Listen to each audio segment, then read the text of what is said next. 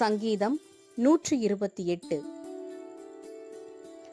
கர்த்தருக்கு பயந்து அவர் வழிகளில் நடக்கிறவன் எவனோ அவன் பாக்கியவான். உன் கைகளின் பிரயாசத்தை நீ சாப்பிடுவாய், உனக்கு பாக்கியமும் நன்மையும் உண்டாயிருக்கும். உன் மனைவி உன் வீட்டோரங்களில் கனிதரும் திராட்சை கொடியைப் போல் இருப்பாள். உன் பிள்ளைகள் உன் பந்தியை சுற்றிலும் ஒலிவமர கன்றுகளைப் போல் இருப்பார்கள். இதோ கர்த்தருக்கு பயப்படுகிற மனுஷன் இவ்விதமாய் ஆசீர்வதிக்கப்படுவான். கர்த்தர் சீயோனிலிருந்து உன்னை ஆசீர்வதிப்பார். நீ ஜீவனுள்ள நாளெல்லாம் எருசலேமின் வாழ்வை காண்பாய்.